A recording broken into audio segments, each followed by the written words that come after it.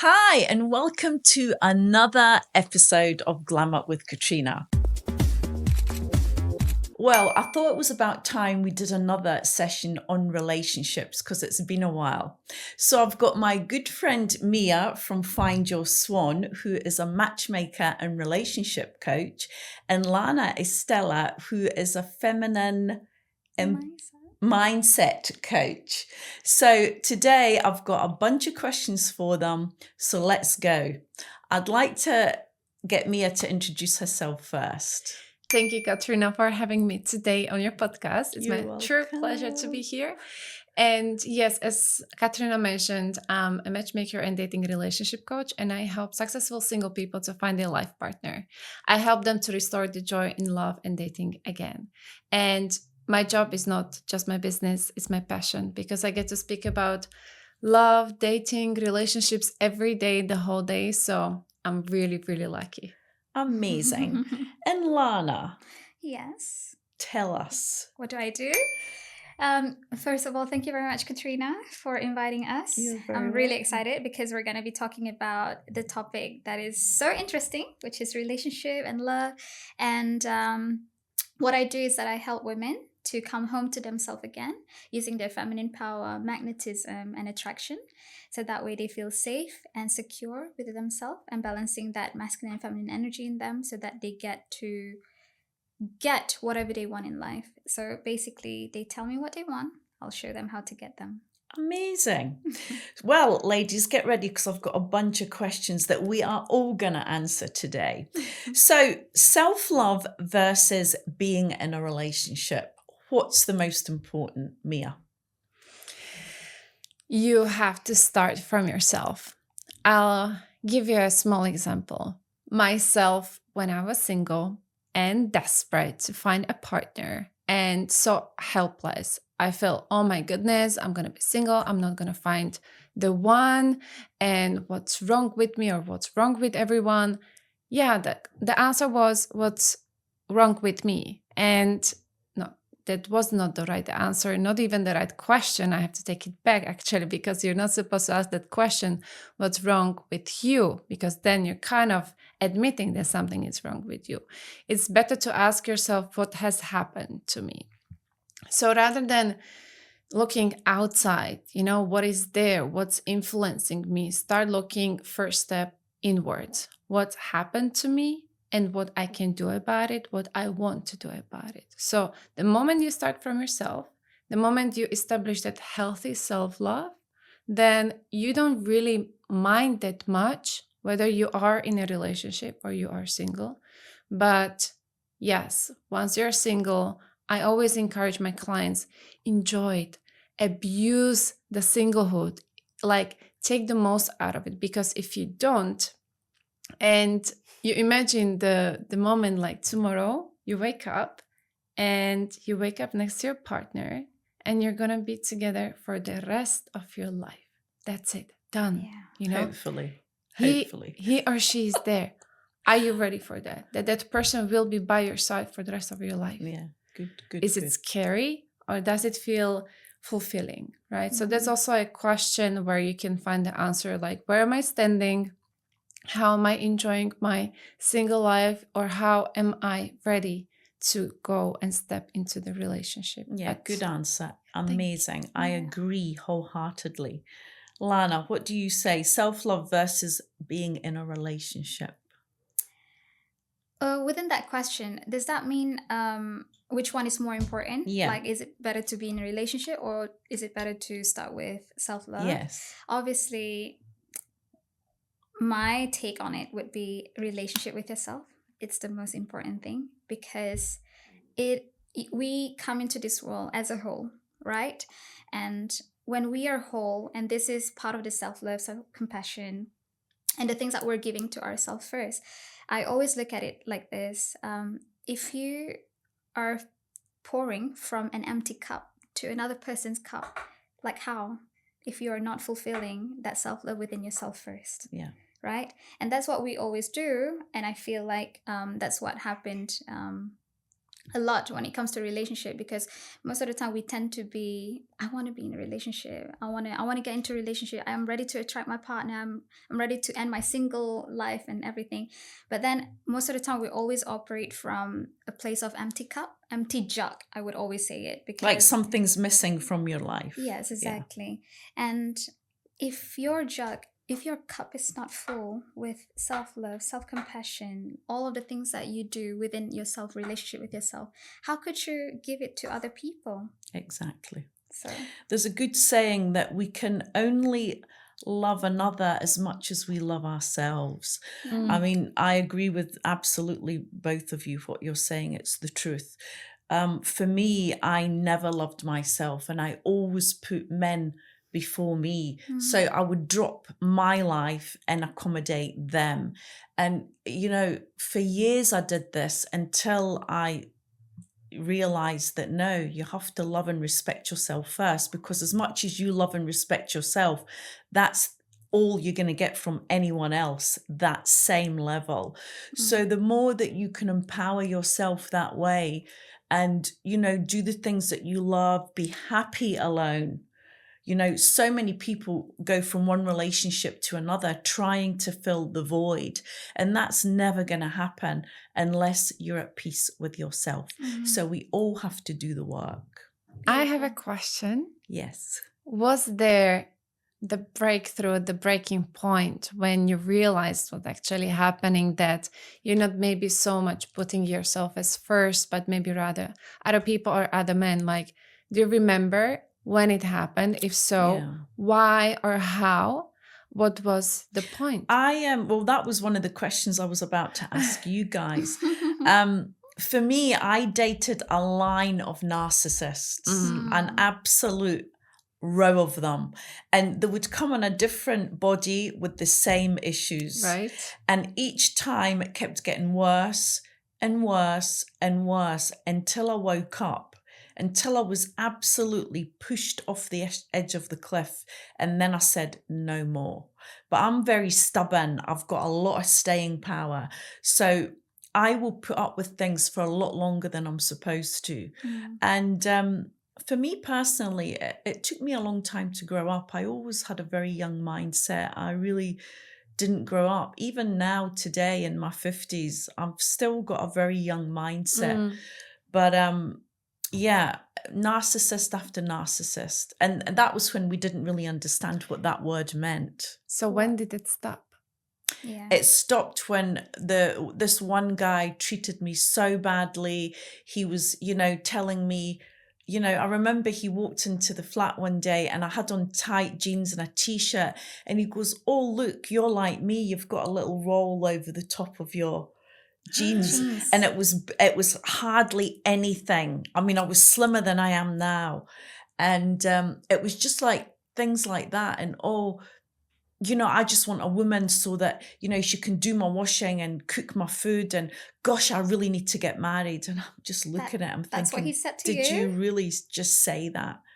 Yeah. Thank God he said that. So Oh, you can wow. have the wake up call. So, yeah. But so also, Katrina, like, I'm so interested in this. I would like to know, you said that series of narcissists, right? Could you please give us maybe 3 top tier narcissistic personalities that you notice? they just didn't treat me well. They make you feel that it's your fault, that there's something wrong with you. As in, like, You gaslighting? can't argue with them. Okay. They're always correct. Whatever the argument is, the discussion, it's always you're the problem, not me. And I had such low self-worth that, I took it on board and believed it. And I was always the pleaser. But as a child, I was the pleaser. So it always goes back to the mother-father issues. I was always the pleaser child. Yeah. And that came into my adulthood. It reflects. And then until what actually broke me as well was when I lost a business, when I went into business with a woman that totally screwed me. And that totally changed me. Yeah. Then I stepped into my full worth and empowerment in my late 40s.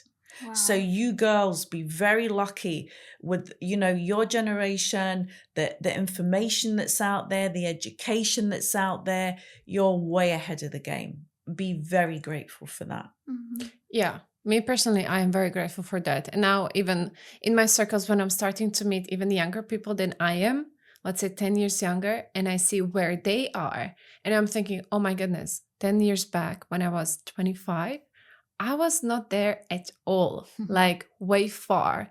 Like, it's amazing when you see also the younger generation from us, Yeah. how they're educating themselves. And I'm so happy for them. Mm. So Yeah. happy. It's beautiful. Mia, what was your breaking point to change your mindset about relationships? I don't have much different story than you do. And it's not that long time ago. I would say approximately 3 years ago. I was in a relationship with someone that was married and I didn't know. And we were together for months and he was excellent in hiding it. Having family just like 10 minutes drive from my place, living in the villa with the kids and a wife. So when I found out, I was like, how the heck I let this happen? That was really the breaking point when I had to look inside and think, what did I miss? Why did I miss it? Was it conscious? Was it unconscious? What I wasn't listening to. The problem is, to interrupt you, people show you who they are very quickly. As women, we usually choose not to pay attention. Yeah. And we create this fantasy in our see. mind of what the potential of that person. I'm guilty as Big charged. mistake. I always say to my clients, always listen to your body. Your body knows before your Yes. mind. Yeah. And that's exactly what I was not doing. I wasn't listening to my body. Yeah. I was mistaking the excitement and chemistry with toxicity, right? So it wasn't something, wow, this is amazing, this is wonderful, this is exciting. It was the toxicity trying to my body trying to tell me this is not right. And I was ignoring it big time. I always say, if it feels right, it usually is. And if it feels wrong, it usually is. Listen to that first gut instinct about a person. It will always serve you. I love this. Lana, Yes. tell us. Breaking point. Wow. It's going to take me a while to actually think about it. Was there anything that happened to you in a relationship that really changed your perspective on things and how you operate, how you react? I feel like I've always been like a good girl in a relationship, which means like I don't really say much. The pleaser archetype. Yes and no. Yes, because I don't really say much in a way, but at the same time, if it doesn't align with me, I would just say it straight away. I think that helps because being a Scorpio and also and also being the youngest daughter, child, sibling in the family. So I think that helps a lot in terms of like, if someone tells me something that I don't like, I'm just going to tell them off. So that really helps in shaping my personality. But the thing is that like, I feel like I grew up with such a spoil or a lot of love from my family. So I don't take anything less than what I have usually experienced, great. you know? You're very lucky to be able to say that. I know.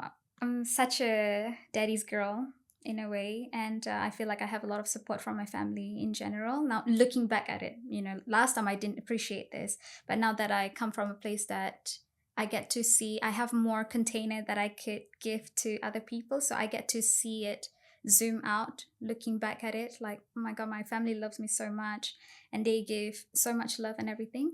So in this case, I remember there was this one time something happened that made me not settling for less anymore. Can you tell us what that was? Basically, the misunderstanding in the relationship. there's I cannot tolerate accusation. If you have anything to me, ask me question. Like accusation is just like a no-go. So what happened was that my ex at that time, he accused me of doing something that I didn't do. What happened is that he basically break up with me and pack my stuff and like leave it there. And I remember I was crying so hard because it's like a rejection, right? Like I didn't do anything wrong. Like, why are you doing this to me? Anyways, I remember I begged him because I was like, no, don't do this. Like, we can talk about things and blah blah blah. I was young at that time as well. Anyways, long story short, he was like so adamant, like, this is not gonna work out and blah blah blah. And yeah, that's it. And I'm like, okay, no problem. I remember this forever. And from that moment on, because the symptom of like the good girl, like always listening, like always giving in and everything, I'm like, okay, cool. I'm not gonna settle for less anymore. I'm not doing anything wrong. I know what I'm doing, Good. Like I'm happy to change if it's not in alignment, if it's not serving you, serving me. But if I don't do anything wrong, then I mean, moving on from that, in this day and age and the way women are, especially in Dubai, I think they've taken it to the extreme where it's like, well, you have to give me presents when we go out. You have to take me to expensive restaurants. You have to buy me that bag. I mean, that is just ridiculous. Because my question would be, well, what are you actually bringing to the table? And more or less, it's just their beauty and nothing much more. So I think, we have to be empowered women that have got something to give back to society, but always remember who you are, which is a woman.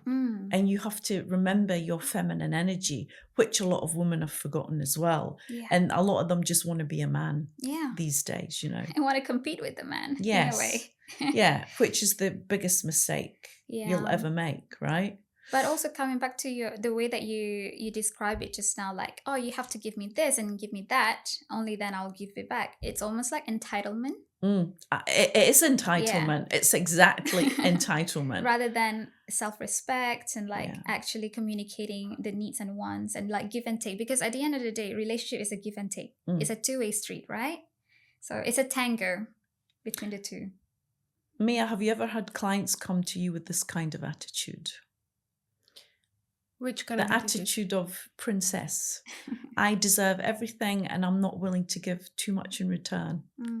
No, I don't attract this kind of clients. Amazing. I attract different kind of clients that actually are struggling with having the love towards themselves and having the healthy confidence.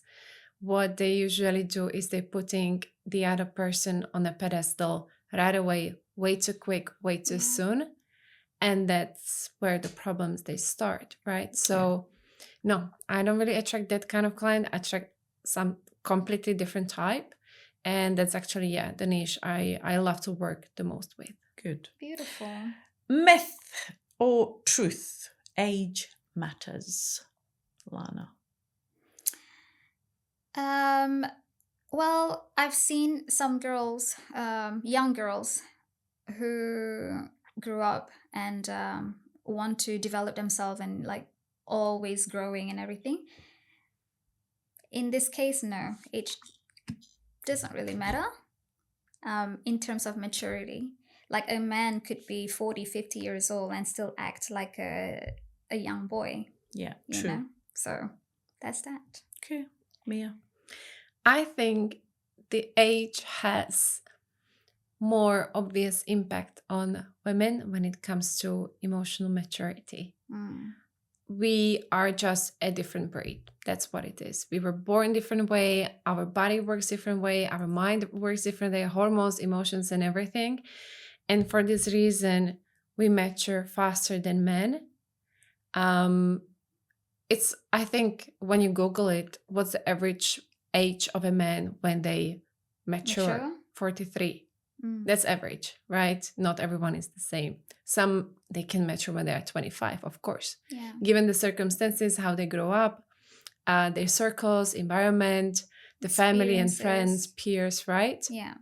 But living where we're living, we see that it's very tempting not to mature too soon because we have so many possibilities, things how to spend our time, and we don't even have the need to maybe mature that quickly. Therefore, that can be influenced as well. So if age matters, I would say no, but there could be a but. Yeah. I mean, I agree. I mean, I've always dated younger men for no other reason than they matched my personality And energy. Yeah. You know, I never matched with men my own age. I just saw them as too old and boring. Yeah. You know, other people would argue that, you know, I'm trying to get validation from younger men and all of that. That's absolutely not the case with me. But I think age matters if it's a maturity level and a mindset. You have to be on the same wavelength. You have to understand each other. And, you know, nowadays, older women are much more young than they were, say, 20 odd years ago. So I think, there's a lot of factors, but age matters when you've got to look at their background, how they've been brought up, what kind of mindset they have. Because you can get a young person that's very old in the way they behave, and you can get an older person that's very young. So I think you've got to match the energy and the mentality. You know what I noticed? What? When I'm matchmaking clients. So I've noticed a pattern where when I'm interviewing women, where is the breaking point? They start saying, yes, I wouldn't mind younger. It's around the age of 40. And the ladies, usually in their 30s, they're like, younger men. Yeah. I would. That would be me. I'm still in that But thing. 40 and above, the women are, I don't mind younger. Yeah, I'm that's young true. with my spirit. Yeah. I would definitely take, you know, maybe 5 years younger man. I wouldn't mind. Because that's the age break where women, they realize I'm still young with my spirit and I still have lots to offer. You know, I feel good, I look good, and I'm smart, I'm experienced, I'm mature. And that's the time when also men could see themselves, okay, I'm mature enough to handle an older woman. Yeah. Yeah. And they also find it very fascinating to date a mature woman, younger man, for example. And yes, age is just a number. I always say this. Yes, age well, I is just do. a number. As an anti-aging expert, age is definitely just a number. I know. But I'm 32, but I feel like you're just a baby. Like 21. Yeah, and you look a lot younger. Okay, we've done the breaking point. So me and I were talking the other day about this compatibility thing with the Gottmans, who are, I think, are they Israeli? Yeah, they're Jewish. Jewish couple, older couple. And they asked the question, if you were on a desert island with one man and you had to make it work, you would absolutely make it work because you had no other choice. So that is a great example. What's wrong with today's society?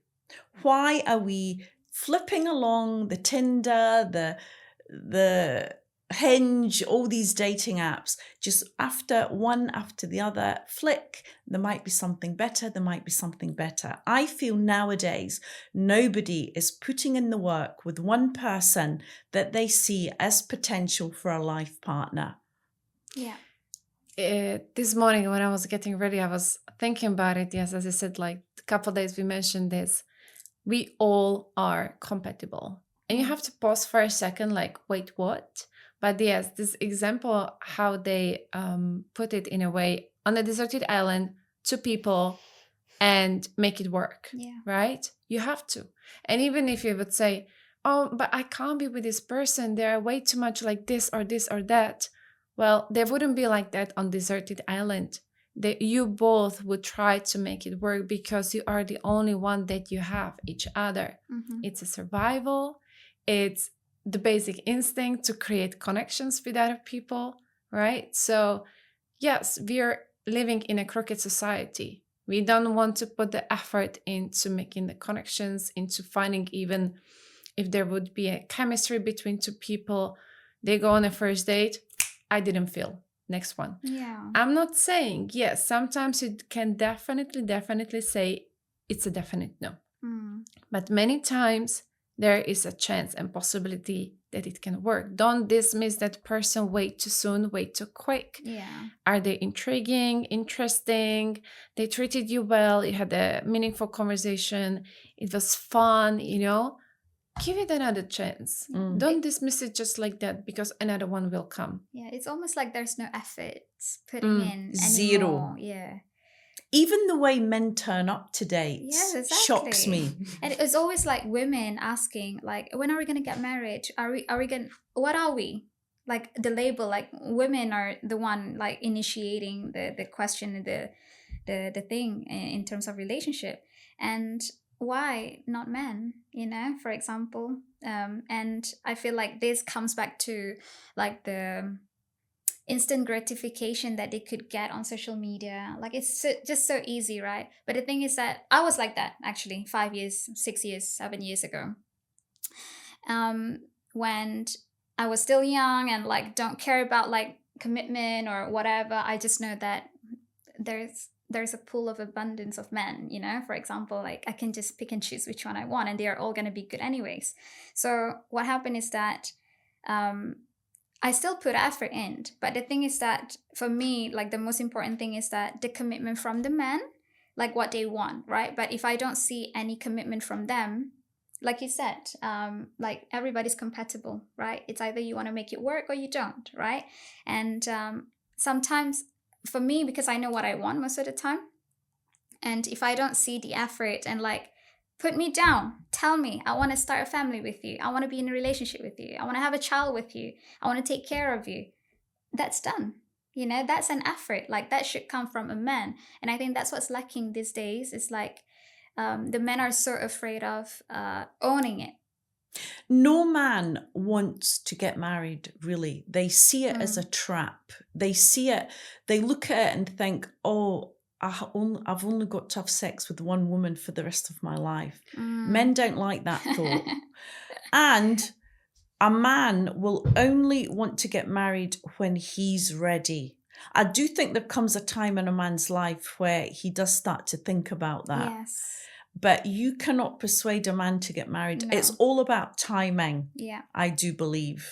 It is true. Yeah, definitely. That's the green cap theory, right? Yeah. When the man is ready, he's gonna put his light on green. I'm ready.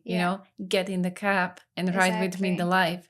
But when the light is red, not yet. And so many yellow. times, I mean, you've seen people that have been in a relationship for several years and then they never get married and then they split up and then The 6 months thing, later the guy's got married to someone else. Yes. I mean, that happened to one of my friends and it happened to me actually. Like, wow. My ex, he wanted me to move in with him. I didn't want to, and I spoke about marriage after my dad passed away. But I wasn't ready to settle down with him actually. And then during COVID, we broke up and he got married, I think a year later. And now he's got 2 children with this woman, which I'm so happy about for him because that's definitely not the kind of life that I want.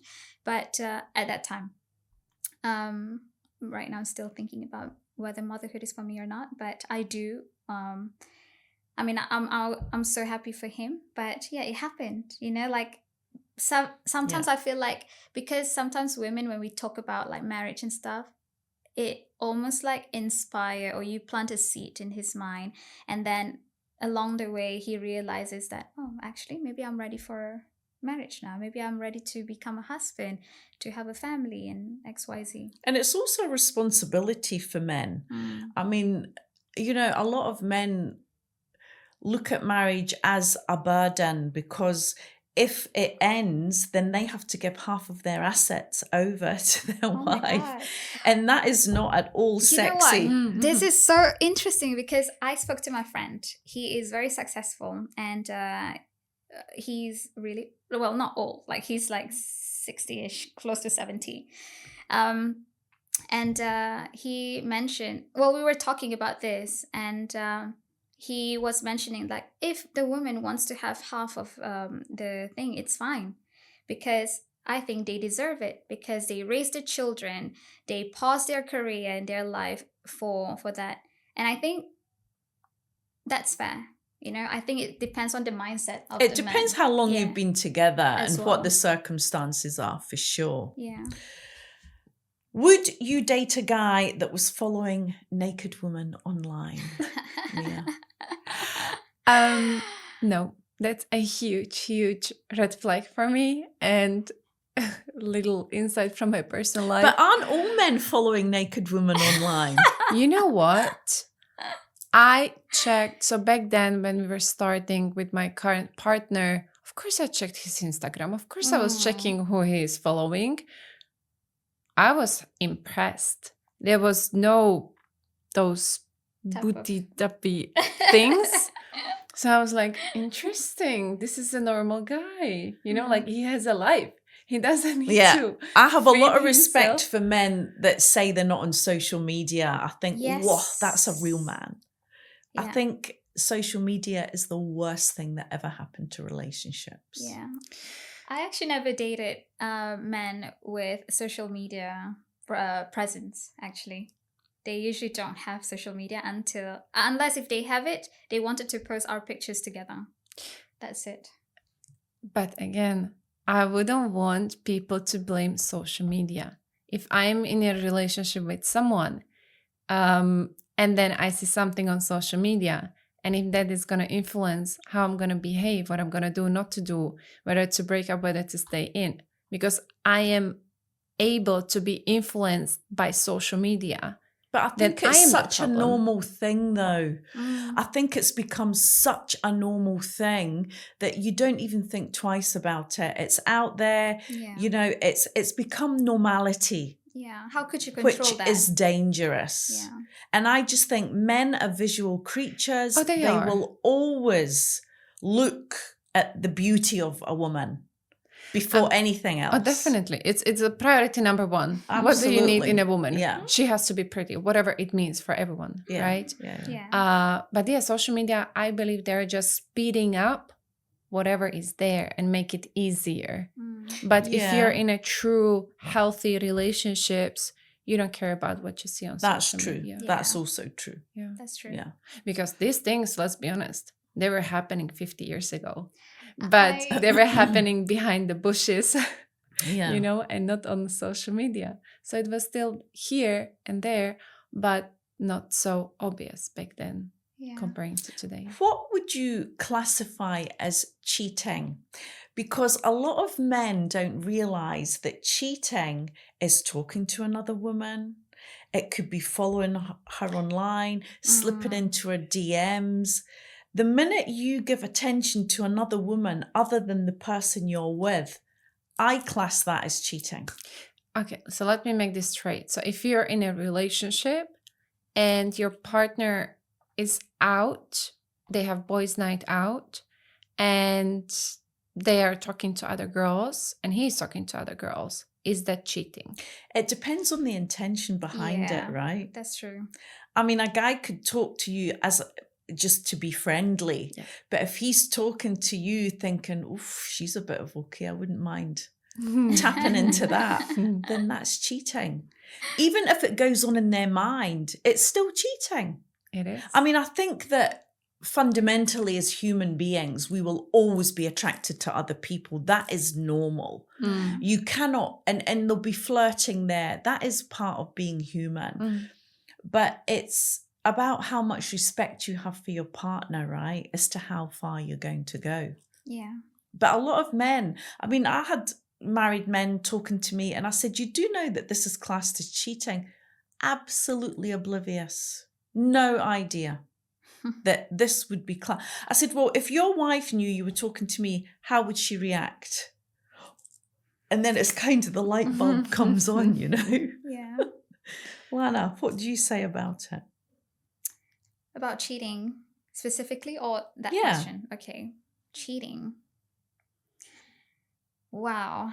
Would you give, there's a question to both of you. Would you give your partner a second chance if you caught him cheating? If you were in a long-term relationship and you caught your partner cheating, you weren't getting on very well in the relationship, there were some issues, and then you found that he cheated on you, how would you react to that? No, there's no second chance. No second chance. Because cheating is a choice. It's not, it's a choice. You don't just trip over a bike and get into someone else's pants, right?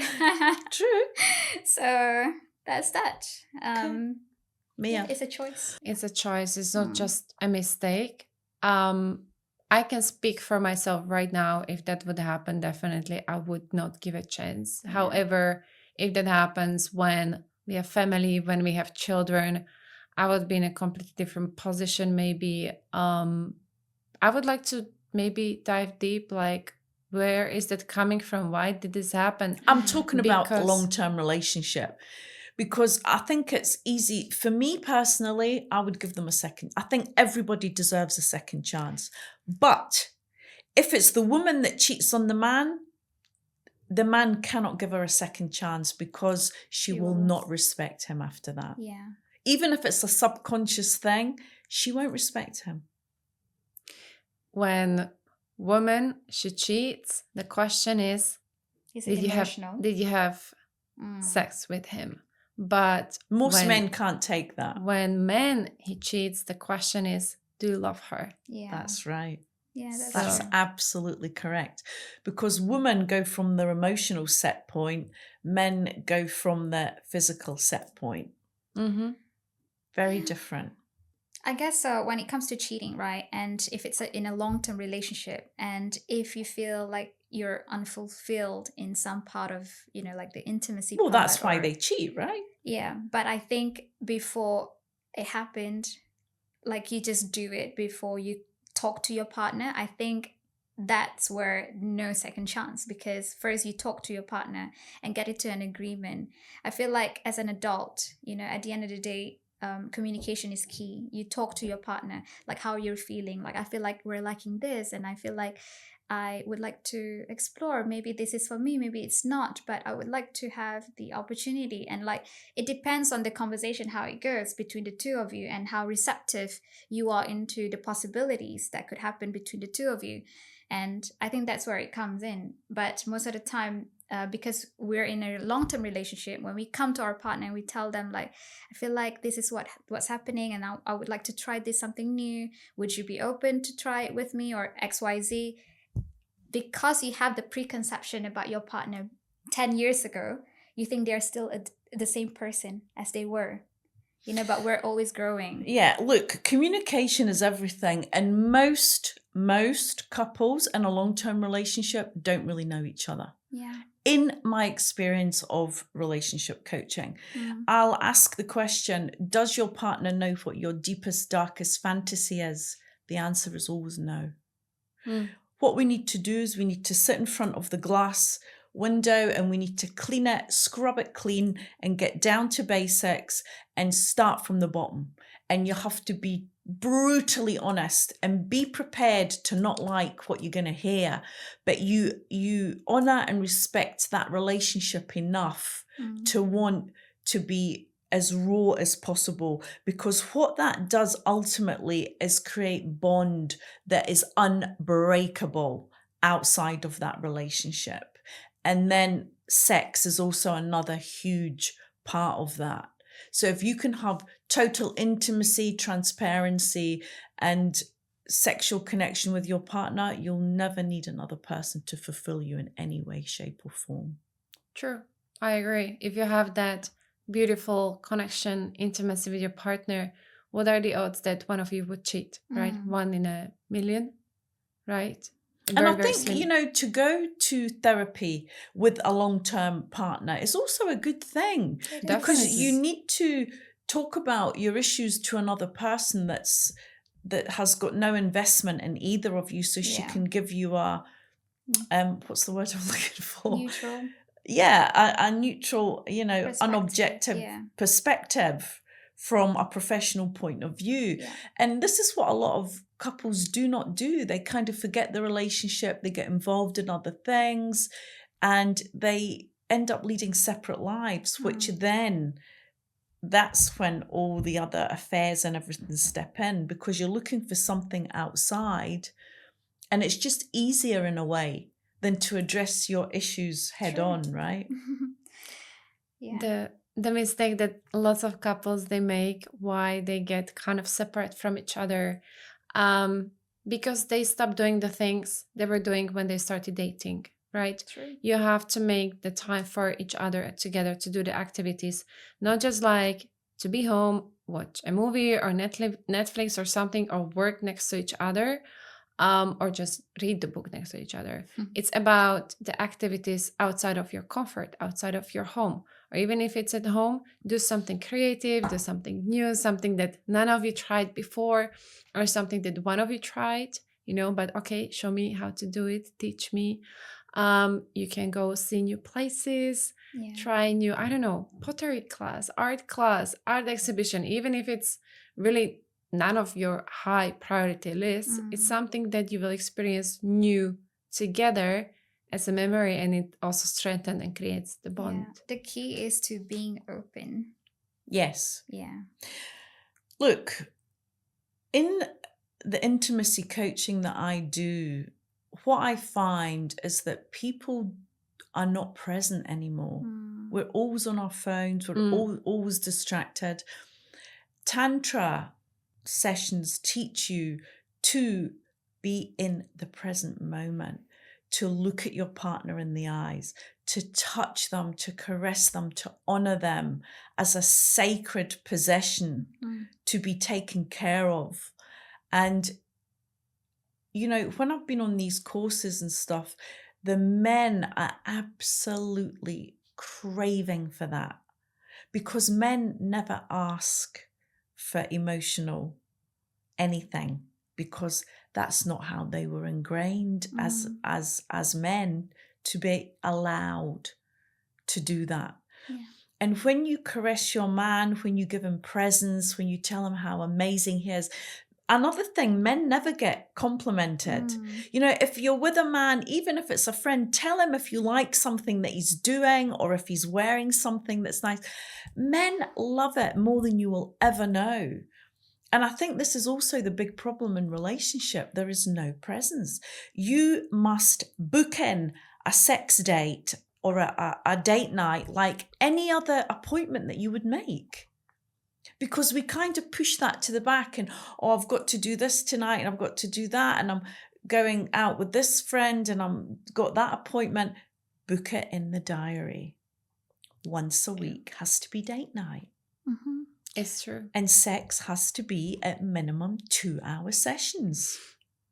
You told me about this before, and I was like, what? 2-hour But it's sessions? not sex. It's the touch, the caress, the presence, the massage, the foreplay. It's not, intercourse is just like a drop in the ocean.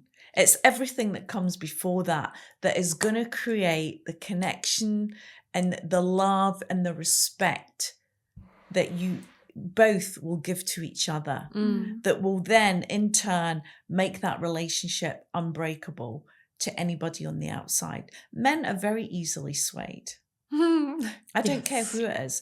And all the women that have said to me, my man would never cheat on me, he's the very one that's cheating on them. So you have to fulfill your man. And, I know that we all know about the masculine, feminine energy. Mia, define it for us. Define masculine and feminine energy. What is the role of a man, and what is the role of a woman in this life? Masculine and feminine, first of all, they have to come together like yin and yang. They complement each other, right? Because like yesterday I mentioned, two masculine would create a war. Exactly. So masculine energy is there to provide, protect, support.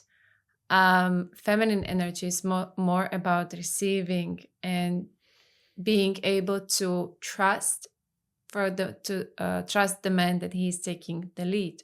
So he is the one that is leading, making the smart decisions, but yet at the same time she is the support behind him, this emotional support. It's like Man is the head, woman is the neck, right? He's making the decision, but who is moving the head, the neck, right? So the symbiosis where they both give each other what makes them feel nurtured, nourished, cherished. Because men, they are getting energy from the feminine energy. They re-energize from them.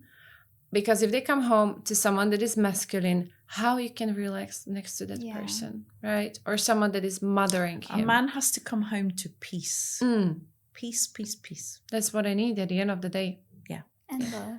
Lana, so as a feminine coach, what would you say about that?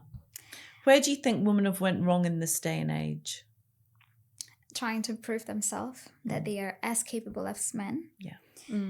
And I heard this somewhere. She mentioned that feminists say that men are all shit, right? But men are useless. But then they want to be the same as men. Do you know what I mean? Impossibility. Genetically, it's So impossible. what does that make us? Like, if we want everything equal with men, does that make us useless as well? Do you know what I mean? Can I interrupt you? Yes. You just reminded me, I don't know if you saw it, a video like a reel where a guy is interviewing men and women, and he's asking women, do women need men in their life? Every single one of them, they said no. I'm sure that there were some yes, but they cut it out. But then they put every single man saying, yes, of course we need women.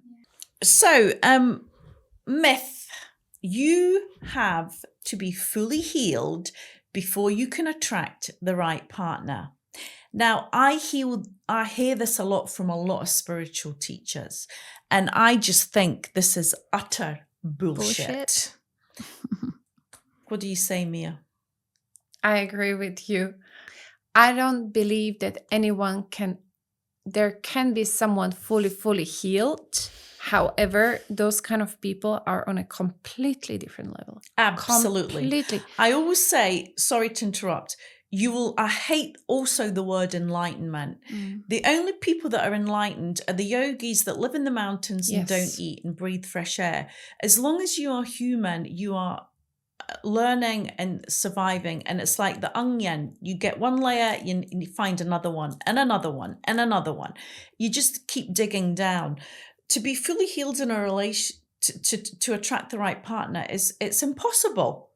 And to be in a relationship is actually mirroring more to you what you need to heal than if you're on your own also. Yeah. So as the usual human beings, I don't believe that we can really heal 100%. And what is that even? Healing is an ongoing process anyways. Yeah. And that also led me to say one thing, that you are never ever with the wrong partner. Because everyone who you meet will help you in a certain way. Absolutely. How to heal yourself. Yeah. So if someone comes to me, oh, I was with this person and it was the worst decision ever, and it was the worst person ever to be with. Okay, pause and take a step back. You were meant to meet that person. And if you feel about that person this way, that means you haven't learned what you were supposed to learn. So go back, do the healing, because this person will come back again in another body. Absolutely. Yeah. Nothing is ever a waste of time. You know, when people say that was a mistake, there are no mistakes in life. There are only lessons. And I think if you take responsibility for that, then you'll be able to work through it. You should always think, what am I learning from this? Yeah. What are you showing me that I need to work on? Because it's never about you, it's always about me. Yeah. Everything that you're doing to me that I like or do not like is within me. Yeah, Otherwise, I'd never recognize it. It's called the mirror effect, right? Yeah. Lana? No, because you're always healing. Your healing is an ongoing process. And when you enter a relationship with someone, and if the relationship goes on for years, which is good, which means he or she is serving the purpose to shine a light to you, to reflect back on what you need to learn deep down inside of you. And if the relationship ends at one point, it means that the purpose is already served. Yeah. Which means now you are into a different relationship, then you are still going to face another issues, another challenges. Doesn't mean that you're fully healed already. It means that there's something that you need to learn. And then because we're always growing, right? Whenever we grow step by step, there's always challenges that will been thrown at you, and we need to overcome that. And so is partner. I mean, we came on earth, we came to this life to grow and evolve, to be the best version of ourselves, Yeah. right? And nothing will show you that quicker than another person. Yeah, it's the best thing ever. It might not be beautiful and like sunshine and rainbows, and sometimes it might be thunderstorm and yeah, everything. many times. I have a question. Yes. How does it feel really when you're fully healed? It means you never get triggered. You never get upset. You never get angry. You never get sad. You never get fear. You never get hurt. So It's all the basically, you've got time- no personality. All the time what you Basically, you're feel a is robot. just peace and like, Zen, I'm okay. All is good. I don't think I would want to experience this. I'm not saying that I'm enjoying when I'm in pain or when I'm angry, but it feels that I'm a human being, because also at the same time, I know how to cool myself down, how to work with my emotions, like I learned through the techniques. So I know that how to get rid of those negative emotions faster. But at the same time, it helps me to appreciate more the beautiful moments, if that makes sense. So I don't know how about you, but I don't think I would have wanted does I've it got a feel like? story. I've got a very interesting story. I went to the Oneness University many years ago in India, and it's 1 week and it's going through the mother-father issues.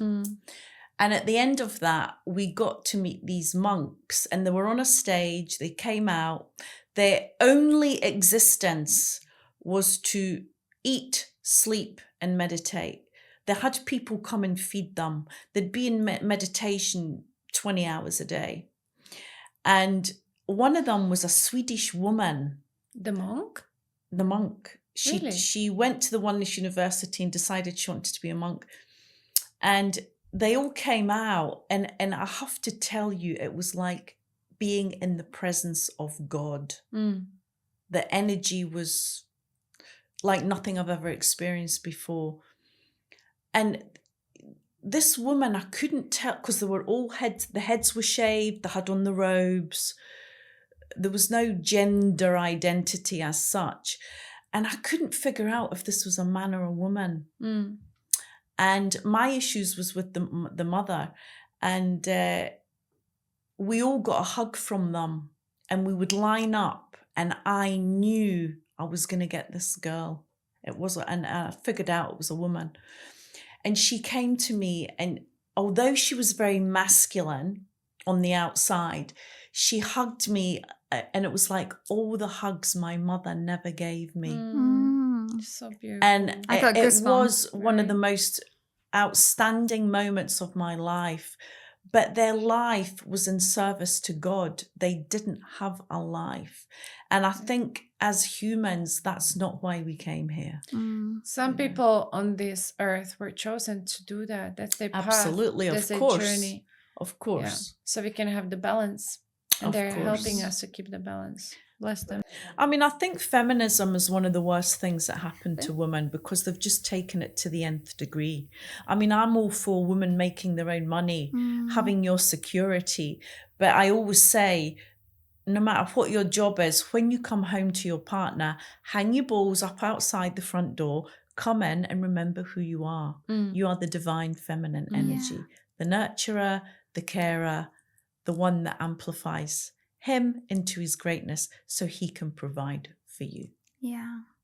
Mia, how can we get a hold of you? If anyone would be interested to get to know more about matchmaking or coaching services, you can reach out to me via my website, findyourswan.com, or the same handle goes for Instagram, Find Your Swan. And I will be more than happy to see if and how I can help you and support you and guide you in your personal romantic lives. Thank you. And Lana? Beautiful. You can reach out to me via Instagram or my website at lanaestella.com. That's for my website. And for Instagram, it would be lana.estella. We'll put that under anyway on Yeah. the video. Well, there you have it, guys. I hope you're more enlightened than you were an hour ago. Relationship is such a big topic, and I hope we've answered some of your questions today. So please don't forget to like and subscribe. You can find me on Instagram or my website, of course, katrinavalenti.com. Keep the love, but first of all, love yourself. Until next time, thank you.